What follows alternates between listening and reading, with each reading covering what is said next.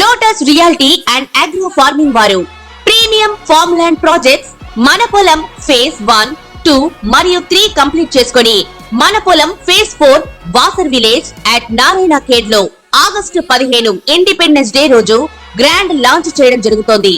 Launching మరియు independence day సందర్భంగా 5 guntas land out rate లో బుక్ చేసుకున్న వారికి 1,50,000 రూపాయల డిస్కౌంట్ తో పాటు 2 గ్రాముల గోల్డ్ ఫ్రీగా ఇస్తున్నారు. పూర్తి వివరాలకు సంప్రదించండి. అసలు రాహు కేతు అంటే ఏంటి? కొంతమందికి ఆల్రెడీ పరిజ్ఞానం ఉండొచ్చు, జ్యోతిష్యం తెలిసిన వాళ్ళకి, అంటే ప్రొఫెషనల్ గా కాకుండా కొద్దిగా తెలిసిన గ్రహాల గురించి తెలిసిన వాళ్ళకి. తెలియని వాళ్ళ గురించి చిన్న ఇంట్రో అన్నమాట. బేసికలీ రాహు కేతు అనేది ఏంటంటే ఛాయాగ్రహాలు అంటారు అనమాట, షాడో ప్లానెట్స్ అంటారు వీటిని. ఇవి మనకి ఎప్పుడైతే మనము సోలార్ సిస్టమ్ లో చూసుకుంటామో మనకి అవి విజిబుల్ కంటికి కనిపించవు అనమాట, నేకెడ్ ఐకి కనిపించవు. సో ఇది ఒక మిడ్ పాయింట్, చంద్రుడి మిడ్ పాయింట్ దగ్గర నుంచి క్యాలిక్యులేట్ చేసుకొని ఇచ్చే నోట్స్ అంటారు అనమాట వీటిని. ఈ రాహుకేతు గ్రహాలు ఛాయాగ్రహాలు అని చెప్పాను కదా, ఇవి ఎక్కువ మట్టుకు వక్రీగతిలోనే తిరుగుతూ ఉంటాయి అన్నమాట. మన జన్మ జాతకంలో కూడా ఆర్ అని రాసి ఉంటుంది, రాహుకేతు పక్కన ఆర్ అని రాసి ఉంటుంది. అంటే రివర్స్ లో యాంటీ క్లాక్ వైజ్ తిరుగుతూ ఉంటాయి. సో యాంటీ క్లాక్ అంటే అన్ని గ్రహాలు క్లాక్ వైజ్ లో తిరిగేటప్పుడు రాహుకేతు మాత్రం ఎందుకు యాంటీ క్లాక్ వైజ్ తిరుగుతూ ఉంటాయి అంటే, ద మెయిన్ రీజన్, అసలు మెయిన్ రీజన్ ఏంటి అంటే, మన యొక్క గత జన్మలో నుంచి వచ్చిన కర్మిక్ బ్యాగేజెస్, కర్మాస్ ఏవైతే తెచ్చుకుంటామో ఆ కర్మకి సంబంధించిన ప్లానెట్స్ ఎక్కువ మట్టుకు వెయిటేజ్ ఉండేది రాహుకేతుకు ఉంటది అనమాట. ఈ కలియుగంలో రవి మనకి ఎట్లాగో ప్రత్యక్ష దైవం, మనం ఎప్పుడు చెప్పుకుంటూ ఉంటాం కదా. రవి కంటే కూడా కలియుగంలో పవర్ఫుల్ ఉన్న గ్రహం ఏంటి అంటే రాహు. ఓకే, సో మనకి కలియుగంలో మెయిన్ ప్లానెట్ రాహు అయిపోతుంది అనమాట. సో రాహు రిప్రజెంట్ చేసే కారకత్వాస్ ఏంటి అని అనుకుంటే మోడర్న్ టెక్నాలజీ. ఇది మనకి క్లాసిక్స్ లో మెన్షన్ చేయలేదు మోడర్న్ టెక్నాలజీ, ఎందుకంటే పరాశరముని రాసినప్పుడు ఇంత ఫాస్ట్ టెక్నాలజీ లేకుండింది కదా. సో మనకి టెక్నికల్ ఫీల్డ్ కి సంబంధించిన ఏదైనా సరే సూపర్ హై అండ్ ఉన్న సాఫ్ట్వేర్స్ అవ్వచ్చు, అప్లికేషన్స్ అవ్వచ్చు, అన్ని కూడా రాహు రూల్ చేస్తుంది. అంటే ఇన్ఫర్మేషన్ టెక్నాలజీనే కాకుండా మెడికల్ లో కూడా మనకి ప్రామినెంట్ గా ఉండే న్యూ మెడికేషన్స్ ఏవైతే ఉంటాయో, న్యూ ఇన్వెన్షన్స్ ఏవైతే ఉంటాయో అన్ని కూడా రాహు కన్సిడర్ చేస్తారు.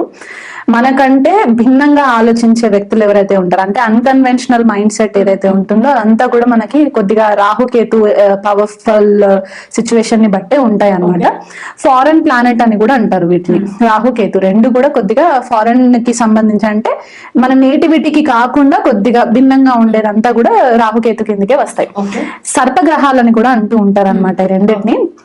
సముద్ర మంథనం జరిగినప్పుడు ఎప్పుడైతే దేవతలకి అసురులకి జరిగిన ఆ particular war kind of situation లో ఒక స్నేక్ 2 పార్ట్స్ గా కట్ అయినప్పుడు 1 పార్ట్ ఆఫ్ బాడీ రాహు అవుతుంది and the other lower part వచ్చేసి కేతు అవుతుంది అనమాట. సో రాహుకి ఏంటంటే పొట్ట వరకే ఉంటుంది, అందుకే డైజెస్టివ్ సిస్టమ్ ఉండదు అనమాట రాహుకి. సో దీని వల్ల ఏంటంటే ఎంత ఇంటేక్ చేసినా సరే ఆబ్సెషన్ కంట్రోల్ అవ్వదు అనమాట. అంటే ఎంత తిన్నా కూడా ఒక సంతృప్తి అనేది ఉండదు రాహుకి. కేతుకి ఏంటంటే తల భాగం ఉండదు కాబట్టి ఏం కనిపించదు, సో ఒక డార్క్ జోన్ లోనే ఉంటది అనమాట కేతు. రాహునేమో సర్పాలతో కనెక్ట్ చేస్తారు, కేతుని ఏంటంటే ప్రేత స్పిరిట్స్ ఉంటాయి కదా వాటితో కనెక్ట్ చేస్తారు అనమాట. సో ఇప్పుడు మెయిన్ గా చెప్పేది ఏంటంటే, బేసికలీ రాహుకేతు చాలా ప్రామినెన్స్ ప్లే చేస్తుంది మన హారోస్కోప్స్ లో. ఇండివిజువల్ గానే ఉంటే మన జన్మ జాతకంలో వేరే గ్రహాలతో కలవకుండా ఉంటే బెస్ట్ అన్నమాట. అంటే ఎక్కువ కర్మ లేదు, ఆ పర్టికులర్ భావానికి సంబంధించి మాత్రమే వాటి యొక్క దశ అంతర్దశలు వచ్చినప్పుడు రిజల్ట్స్ ఉంటాయి. కానీ వేరే గ్రహాలతో కనుక కలిసి ఉంటే ఖచ్చితంగా ఆ పర్టికులర్ ఎనర్జీని సక్ చేసేస్తుంది అనమాట. వేరే గ్రహాలతో కలిసి ఉంటే ఆ యొక్క ఎనర్జీ రాహుకేతుకు ఉంటుంది. ఆస్ట్రోనామికల్ గా ఇది, ఎందుకంటే ఇది ఆస్ట్రోనామికల్ పాయింట్ ఎందుకు చెప్తున్నానంటే, కొంతమంది జ్యోతిష్యం ని బిలీవ్ చేయని వాళ్ళు ఎవరైతే ఉంటారో సైంటిఫిక్ రీజన్ గా బ్లాక్ హోల్స్ అని చెప్పుకుంటూ ఉంటాం అనమాట. మనకి ఇప్పటి వరకు సైంటిస్టులు కూడా ప్రాపర్ గా డిస్కవర్ చేయలేదు ఆ బ్లాక్ హోల్స్ ఎనర్జీ అనేది ఏంటి. అంటే ఒక వాక్యూమ్ లాంటి ఎనర్జీ ఉంటుంది. ఇప్పుడు వాక్యూమ్ క్లీనర్ లో మనం ఎట్లాగైతే సకిన్ చేస్తామో ఈ రాహుకేతు ఎనర్జీ కూడా ఇంచుమించు అట్లాగే ఉంటుంది అనమాట. సకిన్ చేసేసే ఎనర్జీ ఉంటుంది, వామ్ హోల్స్. సో ఇది మెయిన్ ప్రామినెన్స్ అయిపోతుంది. ఎక్కడైతే మన జన్మ జాతకంలో రాహు ప్లేస్మెంట్ ఉంటుందో ఆ రాహు ప్లేస్మెంట్ కి సంబంధించి సంబంధించి మనకి ఈ లైఫ్ లో కర్మస్ కనెక్ట్ అయి ఉంటాయి అన్నమాట. అంటే మనం పాస్ట్ లైఫ్ లో సగంలో వదిలేసి వచ్చిన ఏవైతే బ్యాలెన్స్ ఉంటుందో అదంతా కూడా ఈ జన్మలో క్లియర్ చేసుకోవడానికి రాహు ఎక్కడైతే ఉంటారో అది మనకి సిగ్నిఫికెన్స్ అయిపోతుంది. అదే కేతు ఎక్కడైతే ఉన్నారో ఆల్రెడీ మనం ఆ పర్టిక్యులర్ భావాన్ని మాస్టరీ వచ్చేసింది, అంటే ఒక పిహెచ్డి లెవెల్లో మనం మాస్టరీ సంపాదించేసుకున్నట్టు అనమాట. సో దానిపైన అంత క్యూరియాసిటీ ఉండదు. సో కేతు ఎక్కడైతే రాహు ఉంటుందో అక్కడే ఉంటుంది అనమాట. మనకి టాప్ లెవెల్ పోలీస్ ఆఫీసర్స్ అవ్వచ్చు, పాలిటీషియన్స్ అవ్వచ్చు, లేకపోతే మనకి సినీ ఫీల్డ్ లో క్లిక్ అయ్యే వాళ్ళు, వీళ్ళందరికీ కూడా రాహు చాలా ప్రామినెంట్ గా ఉంటుంది అనమాట. సో ఎక్కడ వెళ్ళినా సరే ఆ కరిస్మా వచ్చేస్తుంది వీళ్ళకి, ఆ స్టామినా, కరిస్మా, కరేజ్ అనేది ఒకటి వచ్చేస్తుంది, ధైర్యం వచ్చేస్తుంది అనమాట. కేతుకు వచ్చేసరికి ఏంటంటే ఎవరి జన్మ జాతకంలో అయినా సరే కేతు చాలా మంచి భావాలలో ఉండి గురువుతో కలిసి ఉన్నా లేకపోతే రవితో కలిసి ఉన్నా ఇట్లాంటి కాంబినేషన్స్ కొద్దిపాటిగా మనకి స్పిరిచువల్ అవేక్నింగ్ కి కూడా ఆధ్యాత్మికమైన దారిలోకి తీసుకెళ్లడానికి పాసిబిలిటీ ఉంటుంది. ఇప్పుడు గురువు ఏమో మనకి రిలీజియస్ కంటెంట్ చూపిస్తే కేతు వచ్చేసి ఏంటంటే మెటాఫిజికల్ అన్నమాట. అంటే మనకి రిలీజన్ కంటే కూడా ఒక స్టెప్ అధికంగా ఉండే ఒక దారిలోకి మనల్ని కేతు తీసుకెళ్తారు అనమాట. ఒక మోక్ష మార్గంలోకి తీసుకెళ్లడానికి మనకి కేతు చాలా ఇంపార్టెంట్ అయిపోతుంది. రాహు ఏంటంటే మనకి ప్రజెంట్ లైఫ్ లీడ్ చేయడానికి. మనకి వాస్తు ప్రకారం చూసుకుంటే మెయిన్ డోర్ వచ్చేసి రాహు అండ్ బ్యాక్ డోర్ వచ్చేసి కేతు అన్నమాట. సో అందుకే మనకి మెయిన్ గా ఏం చెప్తారంటే మెయిన్ డోర్ దగ్గర ప్రతిరోజు పసుపుతో కడిగి గడపని కడిగి పూజ చేసుకోవాలి అని ఎందుకు చెప్తూ ఉంటారంటే రాహు ఎక్కడైతే స్థిరంగా ఉంటారో అక్కడ నెగిటివ్ ఎనర్జీ ఎక్కువ ఉంటుంది. నెగిటివ్ ఎనర్జీ ఎక్కువ ఉంటుంది కాబట్టి ఆ క్లియరెన్స్ ఒకటి మాత్రము రెగ్యులర్ గా చేసుకుంటూ ఉండాలన్నమాట. సో ఎవ్రీ ఫ్రైడే పసుపుతో కడిగేసేసి పసుపుతో బొట్లు పెట్టి పోగొట్టుకోవడానికి, ముగ్గులు వేసుకొని పెట్టుకోవడానికి, నీట్ గా అలంకరించుకోవడానికి, అదొక పాజిటివిటీ క్రియేట్ చేయడానికి. అండ్ బాత్రూమ్స్ ని కూడా మనకి రాహుతోనే కనెక్ట్ చేస్తారు. సో అది ఎప్పుడైనా సరే ఎక్కడైనా ఎవరి ఇంట్లో అయినా సరే నెగిటివ్ ఎనర్జీ ఉందంటే మాక్సిమం మనకి సౌత్ వెస్ట్ డైరెక్షన్ అంటే నైరుతి దిక్కున ఉండే ఆ డైరెక్షన్ ఒకటి, బాత్రూమ్స్ ఒకటి, ఈ 2 ప్లేసెస్ చాలా క్లీన్ గా పెట్టుకోవడానికి మాక్సిమం ట్రై చేయాలన్నమాట. ఎవరింట్లో అయినా వైబ్ బాగాలేదు అని అంటే ఫస్ట్ వాళ్ళకి ప్రాబ్లం వచ్చేది టాయిలెట్స్ దగ్గర నుంచి ప్రాబ్లం వస్తుంది. లైక్ ప్లంబింగ్ ఇష్యూస్ ఫ్రీక్వెంట్ గా రావడము, వాటర్ లీకేజెస్ అవ్వడము, ఇవన్నీ ఉంటాయి అన్నమాట. సో మెయిన్ గా ఈ రాహుకేతు మనకి చెప్పేది ఏంటంటే కర్మిక్ బ్యాగేజ్ ఒక బాండేజ్ లోకి తీసుకెళ్లి ఆ గత జన్మలో నుంచి అవుట్ స్టాండింగ్ బ్యాలెన్స్ ఏదైతే ఉంటుందో అది క్లియర్ చేసుకోవడానికి యూజ్ అయ్యే గ్రహాలు అన్నమాట బేసికలీ. దీని ఇన్ఫ్లుయెన్స్ మాత్రం చాలా ఎక్కువ ఉంటుంది.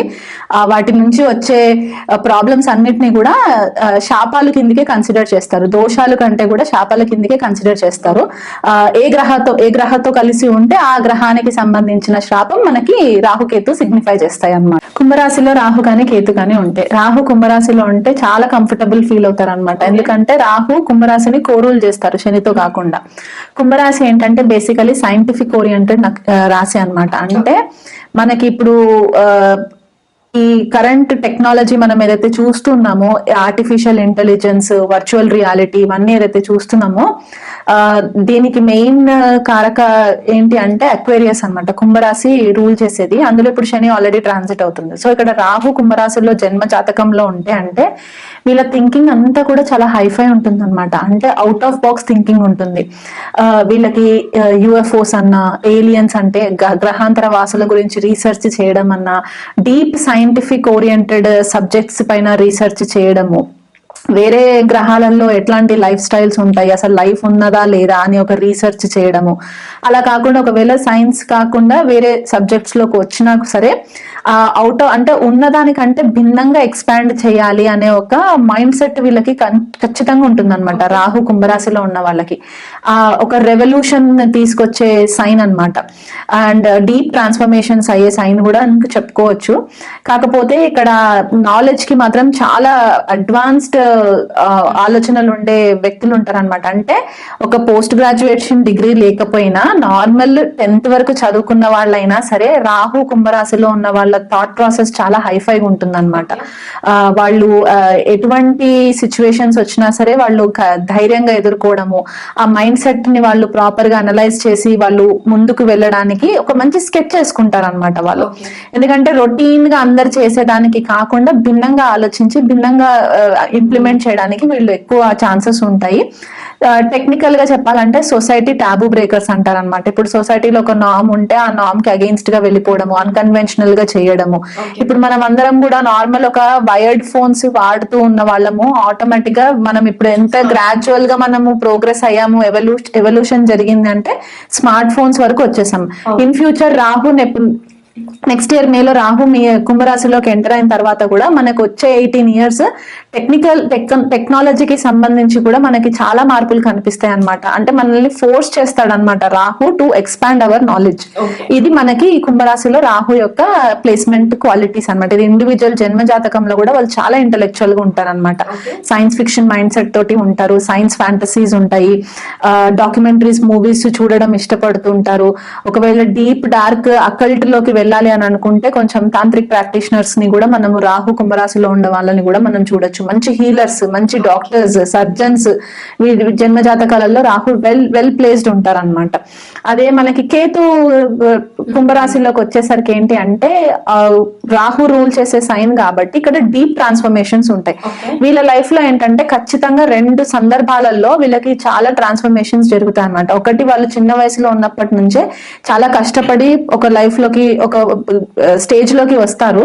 కాకపోతే కొన్నిసార్లు ఏమవుతుందంటే ఆ కేతు కుంభరాశిలో ఉన్నప్పుడు ఒకవేళ దశ అంతర్దశలు వచ్చినప్పుడు అక్కడ ప్లానెట్స్ కూడా ఫేవరబుల్ గా లేకపోతే వీళ్ళకి మళ్ళీ అమాంతం కింద పడిపోవడము, మళ్ళీ దాని నుంచి ఒక లెసన్ నేర్చుకొని మళ్ళీ కొత్తగా స్టార్ట్ చేసి ఆ స్టార్ట్ చేసిన యొక్క లెసన్స్ అన్ని కూడా మళ్ళీ వాళ్ళ చుట్టూతో ఉన్న వాళ్ళకి ఒక లెసన్ లాగా వీళ్ళు నేర్పడము, స్పిరిచువల్ గ్రోత్ కి చాలా ఇంపార్టెంట్ అయిపోవడము, మెటాఫిజికల్ సబ్జెక్ట్స్ ని ఎక్స్ప్లోర్ చేయడము, ఏలియన్స్ యుఎఫ్ఓస్ అని చెప్పేసి అన్నాను కదా, సైంటిఫిక్ ఓరియంటెడ్ సైన్ కాబట్టి అటువైపు పరిశోధనలు చేయడము.